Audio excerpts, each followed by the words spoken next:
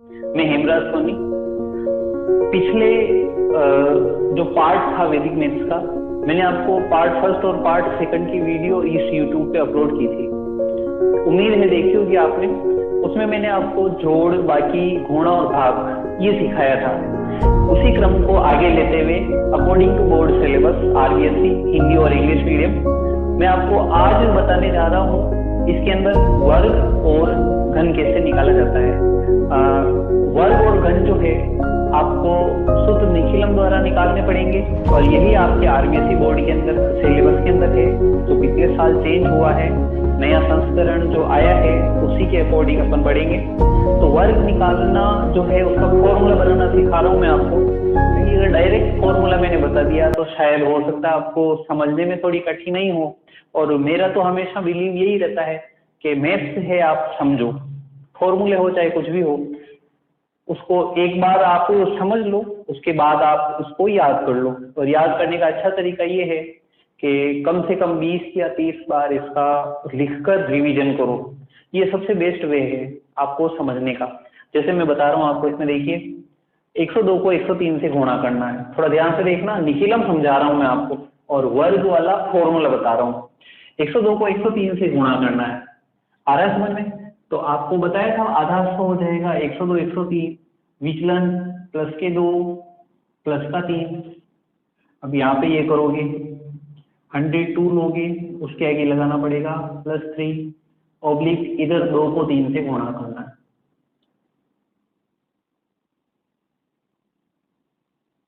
संख्या प्लस या माइनस, यानी विचलन में अगर प्लस आता है तो प्लस लगाएंगे, माइनस आता है तो माइनस लगाएंगे। और ये हो जाएगा यहाँ पे विचलन ऑब्लिक विचलन इंटू विचलन।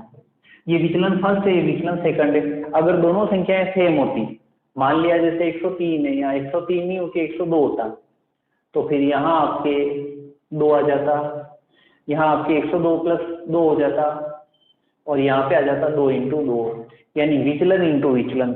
इसका मतलब यहाँ पे ये वर्ग संख्या का फॉर्मूला निकला। वर्ग संख्या बराबर संख्या प्लस माइनस विचलन ऑब्लिक विचलन का होल स्क्वायर। ये आपके वर्ग निकालने का फॉर्मूला है। अच्छा, ये तो सिंपल वाला था। अगर इसमें उपाधार आ जाए, उपाधार कब आता है? जब यहाँ पे 201 203 501 504 ऐसे अगर आ जाता तो फिर आधार 100 और उपाधार उसके क्रम में अपन को टेबल बोलनी पड़ती, तो उसको उपाधार मानना पड़ता। तो यहाँ पे एक फॉर्मूला और आ जाएगा, अथवा वर्ग संख्या इजिकल टू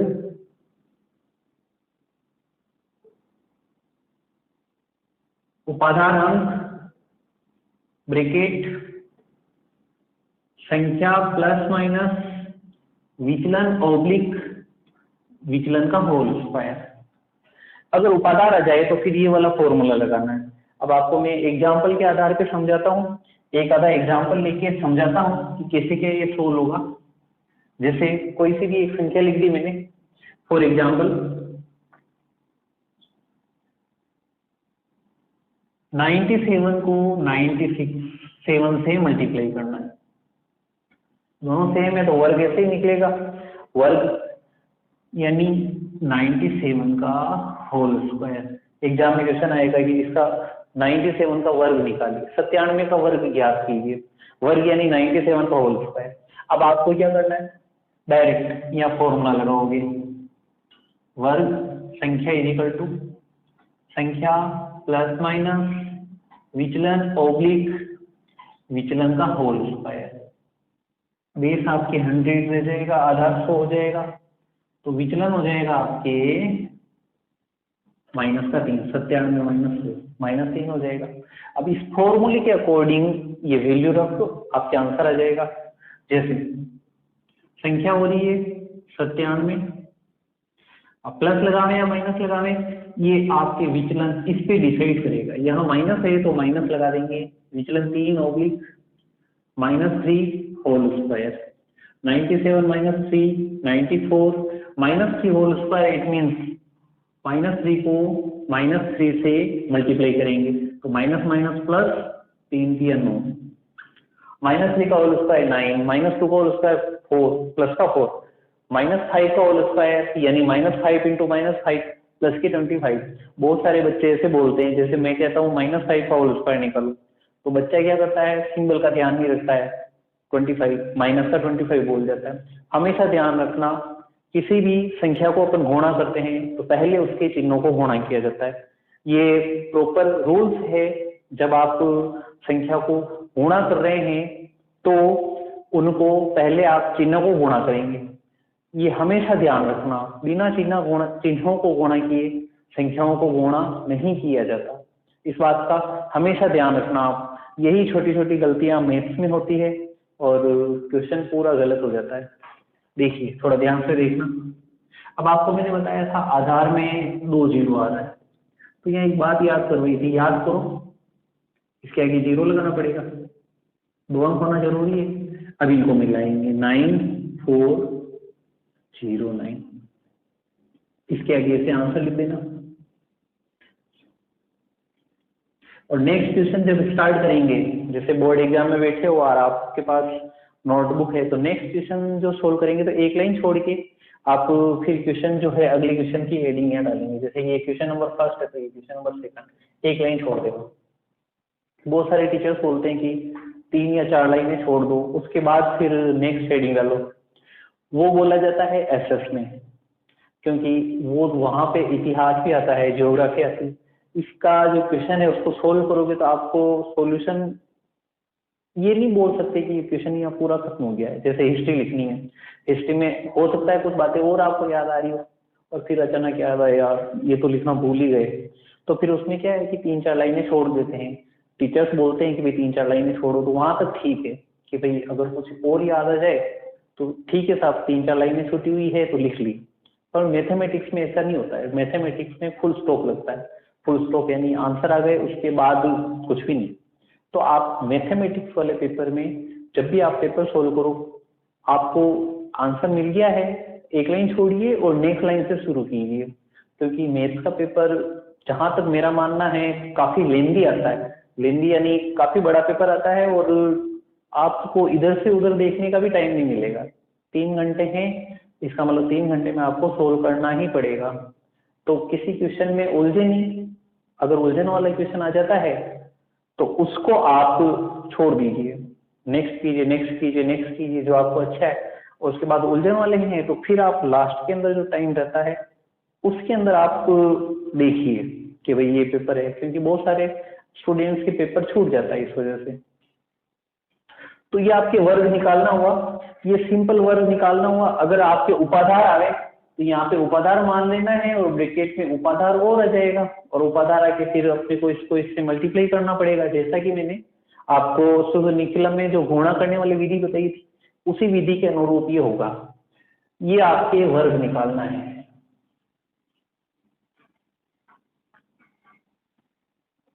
नेक्स्ट मैं आपको बता रहा हूं घन निकालना, घन संख्या। घन का मतलब होता है whole cube. Whole cube it means जैसे 25 है तो 25 का होल क्यूब यानी 25 इंटू 25 इंटू 25। ये आपको, ये भी मैं क्वेश्चन जो है फॉर्मूला बना के बता रहा हूँ मैं आपको। जैसे ये एग्जांपल ले लिया मैंने आपके, 25 इंटू 25 इंटू 25। एक काम करते हैं, इस 25 को अपन 105 कर देते हैं, क्योंकि पहले जिसमें वो क्वेश्चन समझते हैं जिसके अंदर उपाधार नहीं आवे, फिर उपाधार वाला समझ लेंगे। थोड़ा सा कलिष्ठ रहेगा, कलिष्ठ यानी मुश्किल रहेगा थोड़ा सा आपके लिए, बट अगर आप पढ़ेंगे तो फिर पढ़ने वालों के लिए कुछ मुश्किल काम नहीं होता है।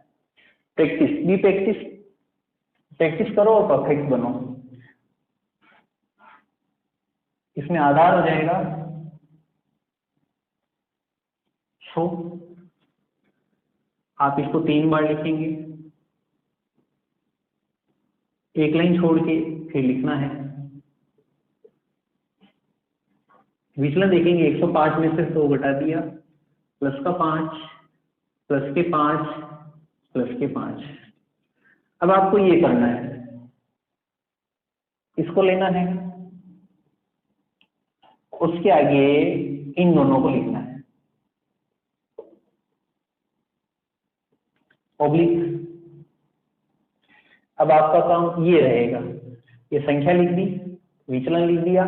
अब इन तीनों को दो दो करके लेंगे, जैसे इसको ले लिया 5 × 5 प्लस, फिर इसको लिया 5 × 5 प्लस, फिर इन दोनों को ले लिया 5 × 5 ऑब्लिक। अब तीनों को एक साथ लेना है, 5 × 5 × 5। देखना फॉर्मूला कैसे बनता है।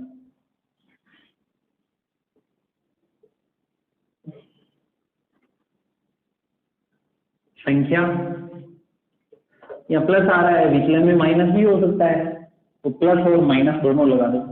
विचलन और विचलन या विचलन प्लस विचलन, यानी दो विचलन हो गए, तो आप ये करेंगे प्लस माइनस विचलन इंटू 2।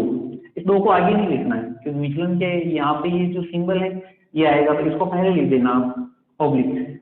इधर विचलन इंटू विचलन, विचलन स्क्वायर और विचलन स्क्वायर, इसका मतलब हो गया विचलन का होल स्क्वायर इंटू 3 ऑब्लिक विचलन इंटू विचलन इंटू विचलन, विचलन का होल क्यूब। समझ में आया क्वेश्चन? इसी प्रकार इसके अंदर अगर उपाधार आ जाए, तो फिर उपाधार आ जाए तो ये फॉर्मूला बनेगा,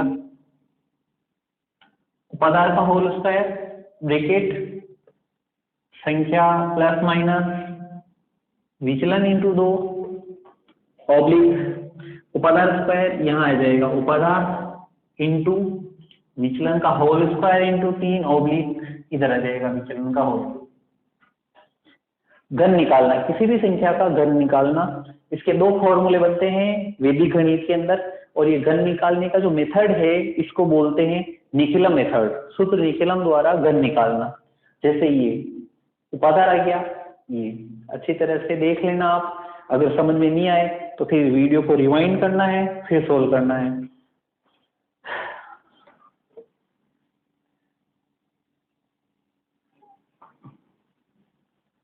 अब एक एग्जांपल से मैं आपको समझा रहा हूं इसके अंदर घन कैसे निकालेंगे। जैसे आपको निकालना है 95 का घन। 95 इसलिए लिया क्योंकि विचलन माइनस में आएगा, तो ये वैल्यू भी आप सीख लोगे कि माइनस वाले को कैसे सोल्व किया जाता है। वैसे पहले बताया हुआ है, वीडियो को रिवाइंड करके देखेंगे तो समझ में आएगा। देखिए आधार इसके अंदर हो जाएगा 100, विचलन माइनस के 5, 95 माइनस 100, माइनस का 5 विचलन हो जाएगा। यहाँ पे आप सूत्र लगा देंगे, घन संख्या बराबर संख्या प्लस माइनस विचलन इंटू 2 ऑब्लिक विचलन का होल स्क्वायर इंटू 3 ऑब्लिक विचलन का होल क्यूब। ये आपकी घन संख्या का फॉर्मूला हो गया। वैसे आपको बुक्स में देखेंगे तो ये फॉर्मूला आपको नहीं मिलेगा। बुक्स के अंदर क्या स्टेप मिलती है, इसकी नेक्स्ट स्टेप मिलेगी। फॉर्मूला जो है ये आपको मैंने बना के बताया है और आपको समझाया है कि घन कैसे निकाला जाता है। बेस्ट है, अगर आप फॉर्मूला लगा दे तो नुकसान क्या होता है, फॉर्मूला लगाओ उसके अकॉर्डिंग सोल्व करो। ये संख्या 95 माइनस विचलन हो जाएगा 5 इंटू 2 ऑब्लिक विचलन का होल स्क्वायर, ये -5 का होल स्क्वायर इंटू 3 ऑब्लिक -5 का होल क्यूब। अब देखिए 95 माइनस 5 दूनी 10 ऑब्लिक -5 का होल स्क्वायर 25 इंटू 3 -5 का whole cube. It means -5 into -5 into -5, तो आ जाएगा ये माइनस के 125। अब इस माइनस का लोचा पड़ रहा है।